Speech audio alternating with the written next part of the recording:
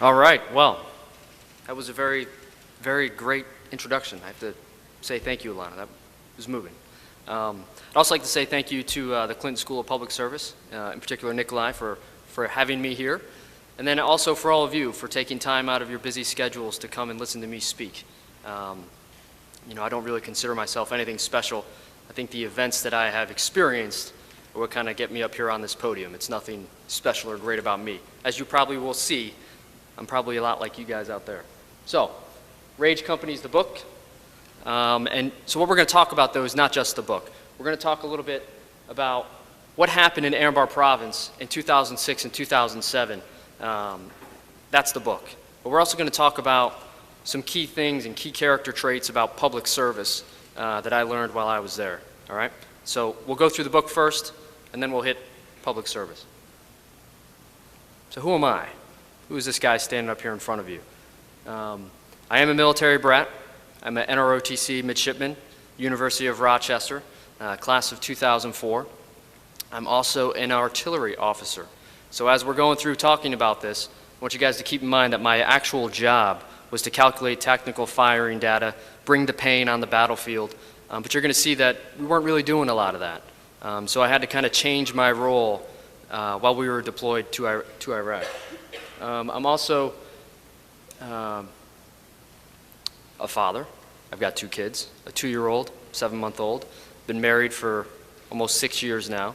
Didn't have any kids when I was in Iraq, but I was married. So that's also a stressor in life I think I need to mention since you brought that up, Alana. So I had this experience. You know, you go through about a year and a half of training in the Marine Corps as an artillery officer before you actually make it to the fleet. So before I ever got anywhere, I spent a year and a half training. So it kind of builds this attitude. You think you know what you're talking about. You get a little arrogant, maybe a little cocky. But I went to Iraq, and everything changed. Everything that I thought I knew wasn't really true. And so that's kind of one of the key takeaways that I hope you guys walk out of here with, is that, you know, the combat experience is going to change the way that you view things. And I see that we got a lot of guys and ladies in uniform here. And so I hope you walk away taking that as a key piece of what we're going to talk about today. And so some background info. Iraq, November 2006. Shia and Sunni violence is out of control. So for those of you who aren't quite familiar, this is mostly the Shia heartland. This is western Iraq's Anbar province over here. And in the middle, you know, you've got Baghdad in the center, but all this region here is a mix of Sunni, Shia, Kurds. That's where the sectarian violence was taking place. That's where you had Al-Qaeda going after the Shia, killing other Iraqis in a sectarian sense, right? Basically a sectarian civil war based along religious lines. That's what was going on in 2006. But you also had Anbar province was the base of operations for Al-Qaeda in Iraq. In October of 2006, Al-Qaeda actually declared the city of Ramadi the capital of the Islamic State of Iraq. I mean, they held a parade less than 800 meters from the government center. So where the seat of government sat in Anbar province, 800 meters away, I mean, some of your weapons can reach out that far, right? Less than 800 meters away, they were driving around in pickup trucks, waving banners, hundreds of guys saying, this is the capital of the Islamic State of Iraq. And so that's the situation that we showed up at in November of 2006. We were actually part of a Marine Expeditionary Unit.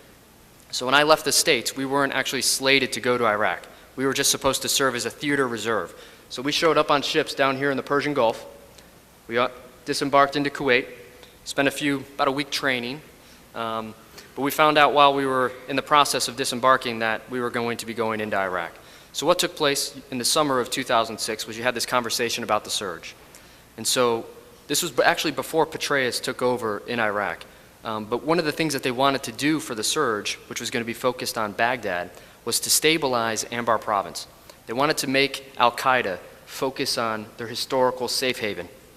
So this is where Al-Qaeda was basically driving a lot of their operations out of, was Anbar province. And so what they did was they took this Marine Infantry Battalion and all of its supporting elements, about 2,500 Marines in total, and they split us to 3 key cities.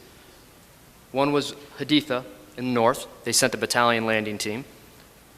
They sent the 15th U headquarters element, logistics group, RD battery, some SF guys, all out to the city of Rupa. And so what you got to keep in mind is that this Euphrates River runs north to Syria, and along that river is pretty much a population area. But you go about 2 miles away from the river, there's nothing but desert, okay? So it's very uninhabited. Same thing down here around Rupa. You got one highway that runs west and splits into Jordan and then Syria. That highway goes through the city of Rupa. So these are key choke points along the 2 infiltration routes that Al-Qaeda was using to get fighters in and out of Iraq, okay, from Syria and Jordan. And then where those 2 highways intersect, the Euphrates and the highway that runs between Rupa, they intersect in the city of Ramadi. And so Ramadi was considered the crossroads of the insurgency, right? This is where Al-Qaeda took fighters from Syria, Jordan, gave them some training, and then distributed them throughout the country as a whole, okay? So, Ramadi, 400,000 people. When I arrived in November of 2006, 31 attacks a day. That could be a sniper shot, a firefight, RPG, grenade, doesn't matter, an IED. That's 31 times a day within this AO. That's a staggering number, right? Pretty staggering. There's a lot of activity going on. The city itself is very urban. So about 350,000 of those 400,000 people live in this region here. You got the Euphrates River that kind of flows through the city. But if you go out into these regions, it's farmland, very tribal. But in the city itself, it's not really based, it's not a tribal society. It's kind of urban, secular. But at the moment you left the city, it became a tribal society that was based on sub-tribes, tribal loyalties. So a difficult thing for us to kind of understand coming from our background. And again, like I said, Ramadi, capital of the Sunni insurgency, declared the capital of the Islamic State of Iraq in October of 2006. So, show up. My actual college roommate was a platoon commander in the company that I was assigned to. So I kind of took my role as an artillery officer and I became this company level intelligence cell leader. So I decided that artillery wasn't really happening in an urban area, so maybe I should focus on something else. And that something else was understanding who the enemy was, where they were, what they were doing, and disseminating that information between the Marines in the company and upper level headquarters. But so that was my role. One of the platoon commanders, who had 40 Marines under his command, was my college roommate. It's a very unique thing, and not too many people go to combat and actually fight alongside their college roommate. So on our first patrol, he actually took 20 of his Marines, so he had half of his platoon, and he was doing kind of a training mission with some of the soldiers that were assigned at a combat outpost. I had the other 20 Marines at this combat outpost, basically waiting for him to get back, and then we would go out on our own patrol. 7 minutes into his patrol, the point man is shot through the throat, urgent surgical casualty, and all hell's breaking loose, right? So 7 minutes into my experience in Iraq, I'm now put into all kinds of decision-making modes, very fast learning curve, right? But that was the city of Ramadi. We went out and patrolled in the middle of the day. We found out later on from some of the soldiers at this base, that's why we never go out during the day. We didn't patrol during the day. This place was that bad. We just didn't do it because we needed the protection of our MVGs. It's pretty significant.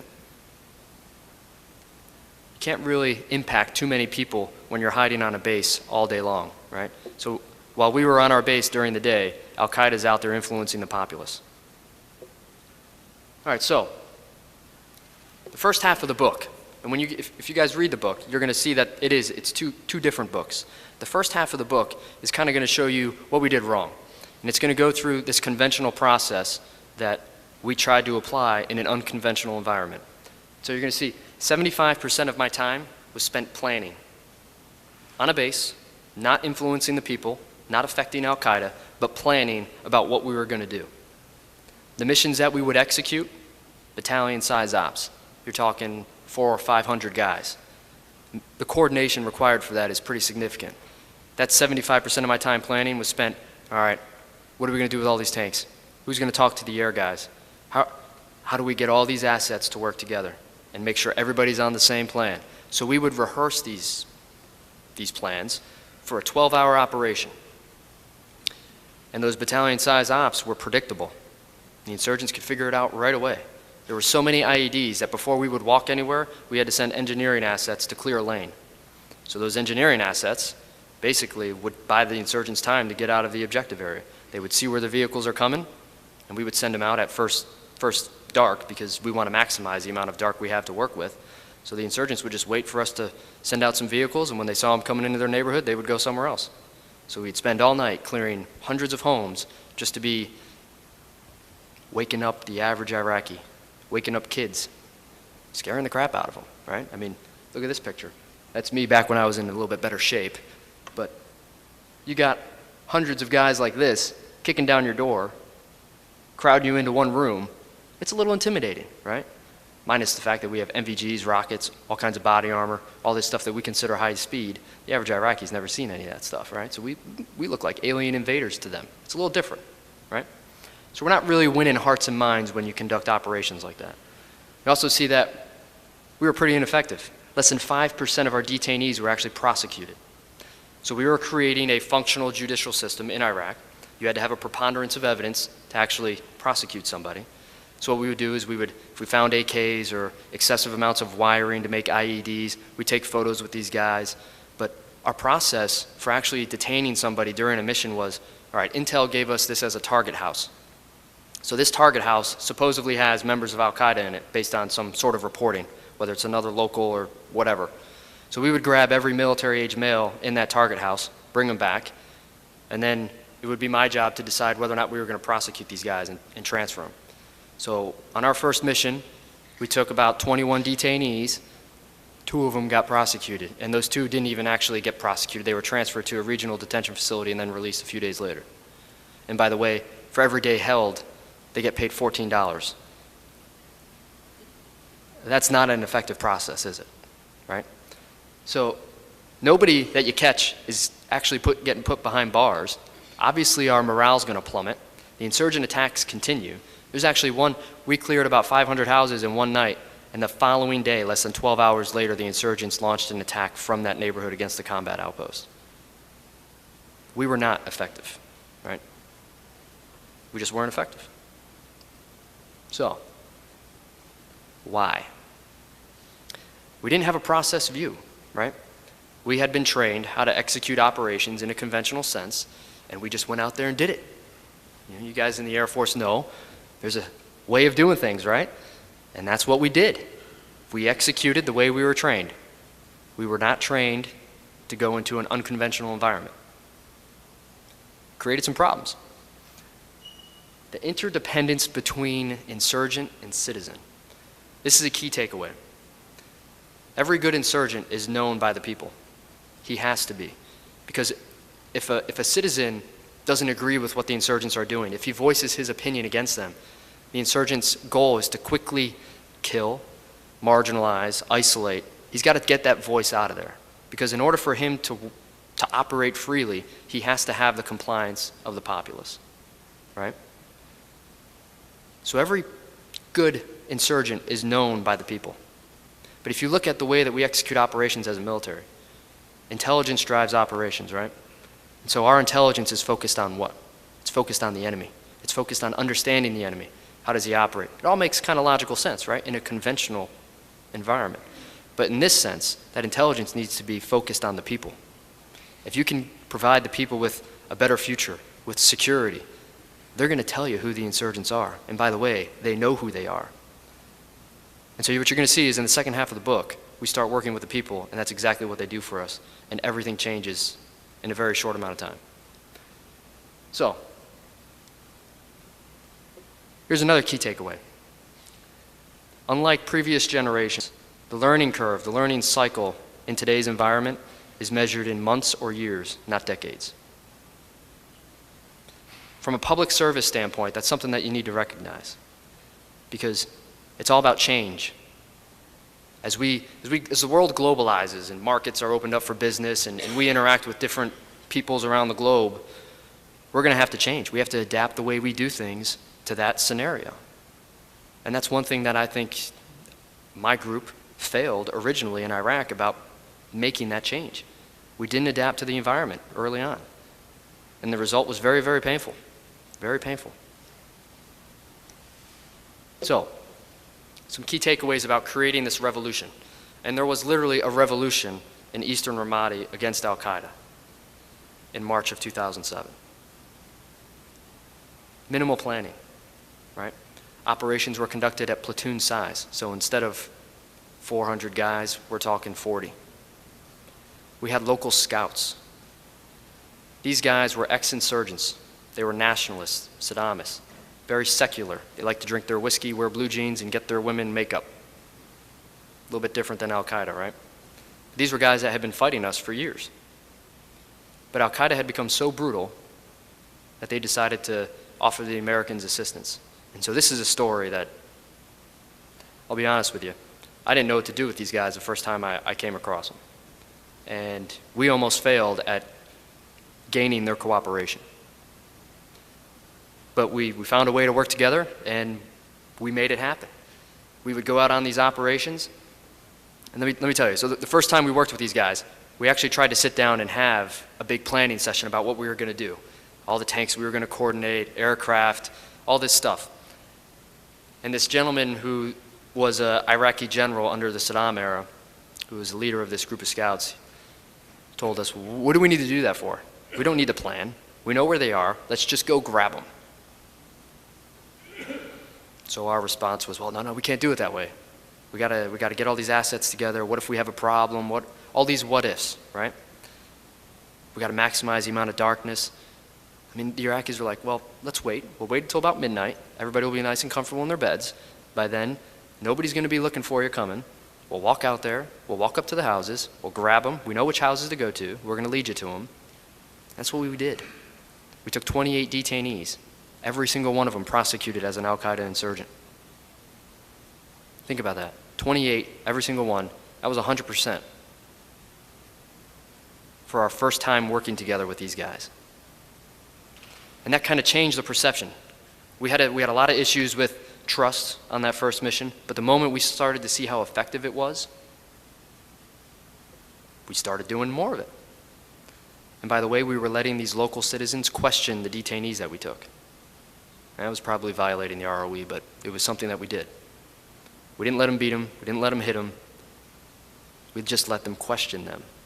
And it was amazing the intelligence that we got out of it, because here's Iraqis, neighbors of the insurgents, being able to ask them questions. They know their daily habits. They know where they go. They know what they're doing. So the moment the insurgent would lie to them, they were able to call them out. It was very powerful. And we actually had insurgents confess everything they did. So what did that actually do? It built confidence amongst the Iraqi people that we could be successful, that we could remove Al-Qaeda. Because up until that point in time, Al-Qaeda, they owned the day. They would go to houses and they would kill anybody they wanted. And up until we were able to empower these local tribes, these local citizens to rise up, there was no way we were going to get the people to work with us. I mean, you think about it. If somebody was in your neighborhood and they knew what you were saying, or that you were working with somebody and they were going to come kill you for it, what would you tell us? Not much, right? You would want to protect your family. So you had Iraqis who were being forced to make decisions about, well, do I protect my family or do I help the Americans? It's tough, right? But when Al-Qaeda couldn't figure out what was going on, when they finally started to realize that there were Iraqis providing us with all this information, their response was to just kidnap people and torture them to figure out who it was. And they eventually found out, but that sparked a tribal war. And that tribal war, we made sure that our tribes won. And so that's kind of the key crux of the matter, is that at the end of this book, you're going to see that we didn't even have to do any of the fighting. We just sat by, provided our guys with some intelligence, some ammunition, support when they needed it. If they took a bunch of casualties, we'd fix them up for them. But we didn't even have to do any fighting. There's no good person that wants to be ruled by the brutality of Al-Qaeda. Doesn't matter if it's Afghanistan, Iraq. We're all humans, right? We all have basic needs, basic rights. And everybody recognizes that. But it's the way that we go about gathering that information that was the problem.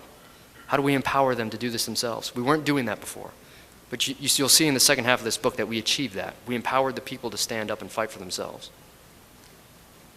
And by the way, attacks went to less than one a day. One a day. So what did I learn? My perception was not and never will be correct, right? That's something that my ideal of a leader before I went to Iraq was that you had to know everything. You had to be able to make a snap decision in a matter of seconds, and that was it. That might be true about the decision-making cycle, how fast you got to do it in, but you don't have to know everything. If you got plenty of great people that work for you, work with you, you got to use their minds too, right? So don't think that you're always going to have the information to make the right decision. You're going to have to go out and find the information a lot of times. I didn't really understand my role. So if you don't know your role, you don't know how you fit in, how are you going to ever know the bigger picture? Right? You can't. So that's key one. Step one is knowing where do you fit into the process. Unnecessary interdependence. And what do I mean by interdependence? Here I'm saying how all the different functional roles you have in an organization, whether it's the military, business, how they interact, right? So how does intelligence feed operations? How does operations tell logistics what they need? Stuff like that. But when you look at how we were set up, let's just use close air support as an example, since you Air Force guys are here. The average time for effects to the target, when I was in Iraq, I was a forward observer too, so this is how I know this stuff. The average time from contact with the enemy was initiated to when that actual a bomb was dropped was 22 minutes. 22 minutes in a firefight, that's eternity. 30 seconds is a lifetime, right? 22 minutes. The insurgents knew that. They would fight for 10 minutes and see you later, right? So what's the point in even having the aircraft if you can't get them down on the enemy while they're still fighting you, right? That's unnecessary interdependence. What made it 22 minutes long? Our process. Every level of command had to clear those bombs before they were dropped. Somebody in a plane was just circling overhead saying, "Why am I waiting?"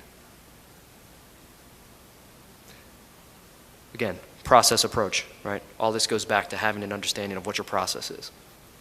So, that's the book in a nutshell. What are some key character traits that I kind of grabbed out of this experience? All right?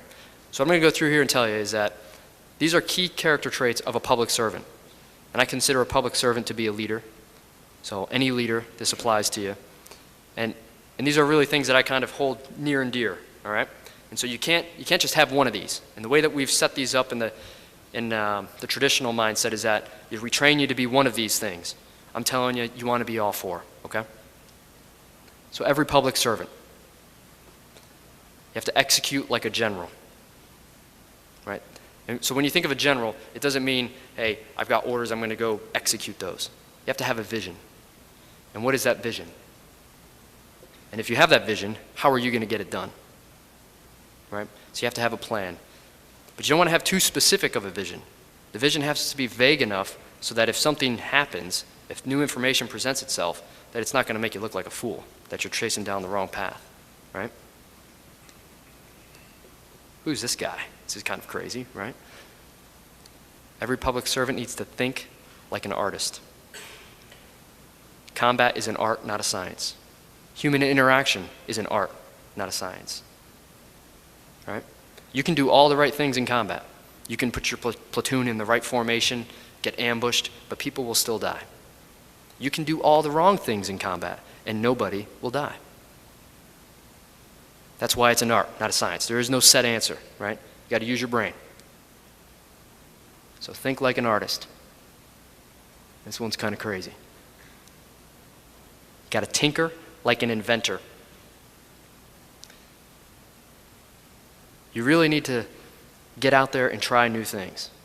So you think about the military. The Marine Corps is great at this. We have our way of doing things, and that's the way it's going to get done. Well, that didn't really work in Iraq too well for a little while. So you need to play around with things. You need to figure out what is actually going to get you what you need. It could be something tangible. It could be a process. It doesn't matter. But you need to tinker around with it and figure out what works, right? So you got to be the inventor. You also have to listen like a therapist. You can have all the vision. You can be this great artist. You can be an awesome inventor. But if you don't listen to your people, they're not going to work for you, right? And you think about issues with PTSD. I actually consider myself a failure on this when I was in Iraq. We had a Marine who suffered a traumatic brain injury, watched one of his buddies step on an IED. And you could see all the effects it had on him. We immediately got him some professional help, but I never went up to the guy and actually talked to him. I mean, he wasn't in my platoon, yada, yada, yada. But for whatever reason, I didn't have the balls to go up to the guy and actually talk to him about what he experienced. Solicit his opinion and kind of get this stuff out of him. I wasn't willing to listen to him because it was too difficult. It was too painful. My experience wasn't as bad as his. That gentleman committed suicide in June of this year. Just kind of went off the wayside about a year after we got back. Didn't talk to anybody. Went to Yellowstone. Went out into the woods. They found his body a month later. So you really need to listen. And if people aren't coming to you, you need to go to them. Right? So, what is a public servant to you? Right? Everybody's going to have a different answer. There is no set answer. But when I look at a public servant inspires others. It's very simple. It's nothing complicated. You could be a public servant that manages thousands of people, or a public servant that's an individual contributor. But you are an inspiration. And think about those of you in uniform. Maybe you haven't been to Iraq or Afghanistan, but how many times do people come up to you and thank you for your service? Right? You inspire others. You could be a captain, you could be an airman first class, doesn't matter. Your reputation inspires others. So, doesn't matter if you're in combat or the office, right? It's all about inspiration. You will be the source of others' motivation. And if you're not motivated, then how are you going to motivate others? But no American wakes up in Iraq or Afghanistan wanting to give their life for America. When you think about that, they do it, but they don't want to. So why do they do it? Because there's something out there that inspires them. There's somebody leading them. There's a public servant that sent them there and that has called to their inner source of motivation and made them willing to do that. The willingness is subconscious, but it's there. So we look out here and we look at ourselves. Do we have what it takes? How are you going to inspire others? You think about the opportunity that you have here. You're still at home. How are you preparing yourself? Are you really prepared? Are you really thinking about it? And I'll tell you, there's a million things that I would have done differently before I deployed to Iraq, looking back at it, right? We all have that kind of response. Think about how much time you have a conversation with somebody, right? A meeting between two people or a group, and somebody calls you out on something that you disagree with. How much time do you spend thinking about what you should have said? We all do it, right? That's preparation. Do as much of the thinking about what you should have said before the conversation even takes place. That's being prepared, right? So, I've got some key soft side takeaways. These are some things that I've kind of used as how do you inspire others, how do you motivate them, lead them. The first one is, I have only one counsel for you, be master. This is from Napoleon. Now you see that quote, it's kind of rough around the edges. And I don't mean be master of everything, know everything, act like you control everything. I mean be confident, right? So be confident in what it is that you do, and be confident enough to admit that you made a mistake. Because that's how you're going to learn. That's how you get better. You have to be capable of admitting fault, right? There's a lot of people who don't want to admit fault. And think about the conversations when people won't admit that they were wrong. They're awkward. Nobody wants to have it. So it just kind of creates this environment where nobody even will talk about the problem that there is a problem, right? So that's the key thing of being a leader, a public servant, is that you have to be capable of admitting when you were wrong. You got to know your boss. How does your boss want information? They want a little summary, or do they want all the data, right? Because they have a boss, and their boss wants to hear things a certain way too, right? And you got to also recognize that your success is tied to your boss's success. If your boss is unsuccessful, you're going to be too. So that's a very key point. I've had bosses that I didn't like, and I never really went out of my way for them, but you know what? Maybe I just didn't understand what they wanted to know. So at times, it's not just the boss's fault, it's our fault, right? So understand those you serve. What inspires them, right? Don't just be friends. You've got to be capable of correcting them. What do they really want? Why are they here? Why are you guys here? We got to know those kinds of things if you really want to speak to someone's heart, because those in uniform don't really get that big of a paycheck. We don't do this for the money. We do it for another reason, right? We spend a lot of time, and we don't get paid a lot of money. So there's another calling. Understand your role. This is one that we had a few slides back. You got to take that process approach if you're going to understand how things work in the big picture, right? Maybe that'll help you identify some problems that are coming up the road. But you got to know the big picture.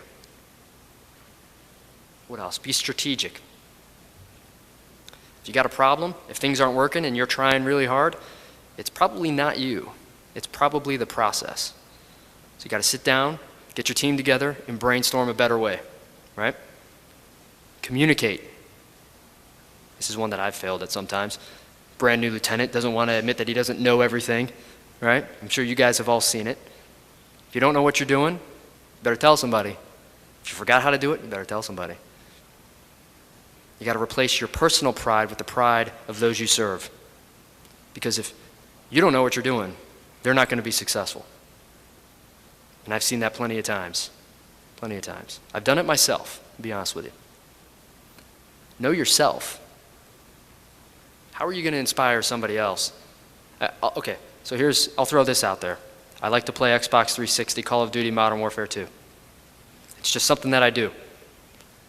I also like to listen to Enya. It's not really something you'd consider a Marine to do, right? So there's things about every single one of us that we got to recognize and we got to admit. Because if we don't admit it, that means that we're just not comfortable with admitting it. And if your leader's not comfortable, if you're not comfortable as a public servant, how are you going to have the hard, difficult conversations with somebody else, right? How are you going to stand in front of them and correct somebody else if you're not comfortable with yourself? So get comfortable with yourself. And most importantly, you have to be motivated. If there's no sense of urgency from you, there will be no sense of urgency from those you lead. If you're not motivated, they're not motivated. The one thing about the Marine Corps is that every Marine is motivated. Whether they want to or not, they're motivated, right? So you see Marines and they're always doing that yeah stuff.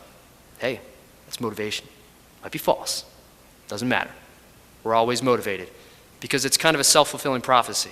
If you act like you're motivated, you're going to be motivated. If you act like you're demotivated, I'll tell you what, there's no chance of you ever being motivated, right? So, motivation, in my mind, is derived from an ambition to do great things. Everybody should strive to do great things. And I got this quote in here. This is probably my favorite quote, I'll be honest with you. Leadership is forged in the fire of ambition and opportunity. The fact that you guys are here, for those of you that are students at the Clinton School of Public Service, that tells me that there's some ambition. You've all got some ambition inside of you. And if you look at the world today, there's plenty of opportunity. The question is, what are you going to do with it? So, let's take some questions. If you raise your hand, we'll get a microphone to you. Any questions? Right here, Henry? Hold on, Henry. What was the position of the leader who, was it a civilian, was it in the Marine Corps, in the Expeditionary Force, that made the decision to change your entire approach to your dealing with the local population, which succeeded? Where did that emanate from? That's a great question. So there was no directive. There was no order issued to work with the people or anything along those lines. What happened was, so we did all of these operations in downtown Ramadi. And so the goal was to kind of clear all the neighborhoods within the city proper and isolate the insurgents into this one neighborhood that we knew they were living in. And so what we did was we cleared all these areas, we found all their weapons caches, and then we barricaded off the area that they lived in. And so after that, once we accomplished that, they actually took our infantry company out of the city and moved us east into this region called Juleba. And Juleba had been controlled by Al Qaeda since the initial invasion. Never been a permanent coalition presence. When we did the initial attack on the city of Fallujah, Al-Qaeda expected there to be another similar event in the city of Ramadi. So when we took Fallujah down in 2004, 2nd Battalion, 4th Marines, a battalion that I was actually a part of, was the battalion in the city of Ramadi. So you lost 52 Marines in Fallujah, which is everything everybody hears about. But in the city of Ramadi, we lost 35 Marines from one battalion. So the cities were just as bad as one another, right? And so Ramadi, what happened at that point, they expected this kind of siege to happen, so they pushed all their leadership out to Juwayba.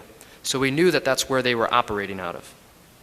So what happened was when we cleared the city and we forced them into this one neighborhood, they took us and they put us in Juwayba. And when we showed up in Juwayba and we constructed this little base, we had 25 guys show up at our doorstep 2 days later saying, we want to help the Americans, we want to help you guys. And so I was in the Tactical Operations Center running a convoy back and forth between two areas, and the watch officer calls me up, says, hey, come on up here, I got something to tell you. By the way, there's 25 armed Iraqis on the other side of the street that want to go with you to your combat outpost. What? You know what I mean? Here's 25 guys that the day before I would have considered enemies and probably shot them, right? So I get in my convoy, I drive out there, I meet these 25 guys. There's an American major with him, who's a member of a military transition team, who tells me that, yeah, these guys just showed up in Habaniya, which is actually a town about 40 miles to the east. And they told the Marines there that they wanted to help the guys that are in Julayba. And so my initial response was, okay, what do you want me to do with them? Well, you take them out to your combat outpost and let them help you. So I didn't disagree with them. I threw them on the back of my 7-ton. And by the way, I had to position my vehicle so all my machine guns were pointing at them, because I didn't trust them. But he gave me one key piece of advice. There was this guy that they were calling the general, who was an Iraqi. And he told me that I needed to treat this gentleman as if he was an American general. You know, most people probably would have said, yeah, screw that. I'm not going to do that. But I did. I brought him up to my Humvee. I gave him a chair right behind me. And I drove them to our combat outpost. And I told my company commander on the way, hey, I got 25 armed Iraqis coming out here to help us. So I roll into the base, and I immediately get met by a bunch of Marines who are like, don't bring them inside. And I brought them inside, much to everyone's displeasure. We herded them into one room and put a guard on the door. And for the next 24 hours, we spent arguing over whether or not we were going to take away their weapons, which we tried to do. And when we tried to take away their weapons, they said, we're not going to work with you. Send us home. And we lied to them and said, hey, by the way, we don't have any trucks to send you home, so we can't do that, even though they were right outside. We moved them before they went out there. They were locked in one room, so they didn't know that. So we had all kinds of problems at first. But what ended up happening was that there were 4 gentlemen among these 25 that were die-hard against Al-Qaeda. They had family members beheaded. They had children of theirs beheaded. So they hated Al-Qaeda as much as we did. And so what happened was, even though we lied to them, we actually told them, hey, you can have your weapons back. Will you go with us then? And they said no. They said, it's been too long. It's been almost a day now. If we go work with you, everyone's going to know that it was us that helped you because we're not home. But there were 4 guys that said yes.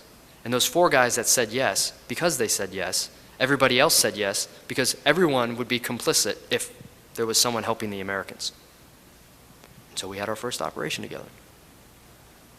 And it was a huge success. And only those 4 guys came back at first.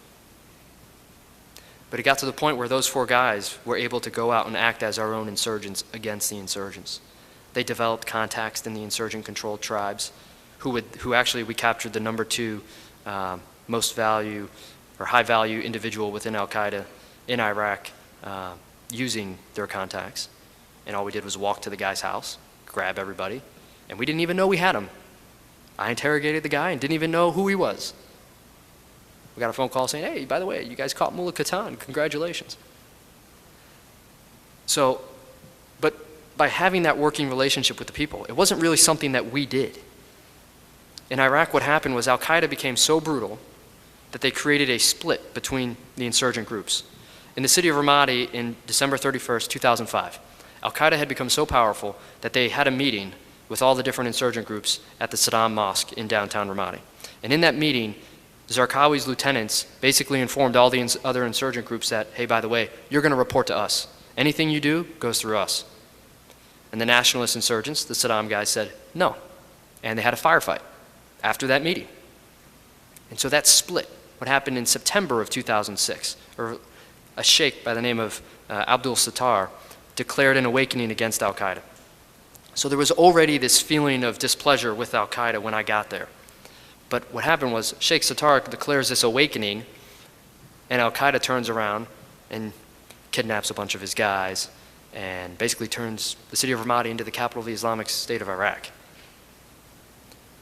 And so what happened, though, was by the MU showing up and having now this additional combat power and having a populace that was already dissatisfied with al-Qaeda, that combination is what changed the tide.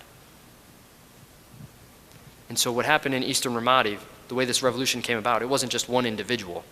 It was, if I had to put it on one individual, I would say our company commander is the one that allowed us to operate the way we did. And when you read the book, you don't really gather the utmost respect that I have for the guy. So I'm telling you now, Captain John Smith is the finest leader that I ever served for. But it was really something that happened because, and it wasn't really just created by us. It was created by a mutual hate of the brutality of al-Qaeda.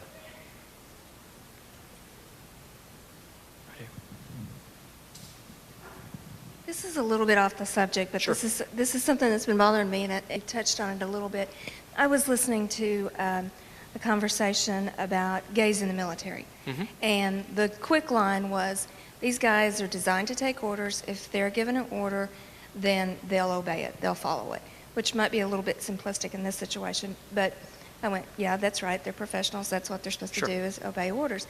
Later on that day, I was listening to another news story, and they were talking about suicides. Yes. And they were actually playing a talk that was being had. The commander was talking to his troops about if you start having this and this starts happening, and that's the symptoms. He was laying out the symptoms. And he said, I want you to go get help. And I thought, that's not, why don't you say, I order you to go get help? And do you think approaching it from that aspect might make the situation a little bit better and be able to address sooner? Well, I think there is an obligation once somebody has brought that to your attention that they are forced to get help. But I think part of it, though, is it's not just ordering them to get help. It's everybody wants to be treated a certain way. Some of us don't mind being bossed around. Some of us don't like being bossed around, right? So as a leader, you need to understand that. And so a lot of guys, they don't want you to order them to do something, and some guys do. And I think what happens with those who end up suffering the most with PTSD, it's those guys who feel like they need to be tough. I mean, the guy that I told you about was huge. He was like 6 feet tall, jacked. I mean, if I could be him, I'd want to be him. He was a big guy, very strong individual. Had all the Marines, he commanded respect when he walked in the room. He was one of our squad leaders. But his experience broke him down. But he kept it bottled up inside. He didn't want to tell anybody about it because he wanted to be strong. He wanted to deal with it. And actually, when he went to Yellowstone, what he was trying to do was reconcile with the demons of watching his buddy step on an IED. And he thought he could do it on his own. He shouldn't have to do it on his own. And so really, it's just more about communication. It's not really about, it's communication. And we can touch on the gays in the military. From my perspective, the current policy works. I've had guys in my unit who were suspected of being homosexual. They were good Marines. I never asked. They never told me. It worked. It works. So I don't know if it's something that we need to go change. And I kind of relate it this way. You have women don't go into infantry units, not because some women aren't capable. There are some women that could probably handle it, right? But there's a fundamental problem in relationships. You have certain units that are designed to do certain things, like you'll have a raid platoon, you'll have a truck platoon. And so what you don't want to have happen is relationships between leadership or not sending a platoon that's designed to do a certain thing because you don't want that person to get killed, those kinds of things. You want to eliminate that piece to it. Separate the emotion from the decision-making process. That's my take. It's an opinion, right? Yes, sir. Captain, I'm David Bell, and I appreciate your service, buddy. Absolutely. Simplified to you. Right. I am concerned, as well a lot of people are, about the general morale of the people serving us overseas. We've reduced maybe the number of people we've got in our standing force. We're augmenting it with our reserves, and it concerns me a great deal because it seems like they're coming home, they have to turn right around and go back. What's your take and what's your reflection on that situation with our service people? Yeah. No, I agree with that. The operational tempo is unbelievable. But you got guys who are signing up for 2 more tours, 3 more tours, 4 more years, which could be 4 tours. I think the Marine Corps is a little better suited than the Army. We do 6-month deployments. The Army does 15 with the opportunity of being extended. So, but I think the fundamental problem, though, with morale is not, it's the process, right? We go on these 15-month deployments, and we do the same fighting day after day after day. You know, in the city of Ramadi, you had these little combat outposts kind of scattered throughout the city. And when you were having those 31 attacks a day, it was the same guys getting attacked every day in the same base. You had 10,000 Americans in that AO. You had the same 1,000 guys fighting day after day after day in the city of Ramadi. So the brunt is really borne on a very select few. And I think that by changing the process, by changing the way we went after the insurgents, I mean, there was some significant differences in morale in the second half of the book and the first half. And in the first half, we took some wounded. In the second half, we took 3 KIA.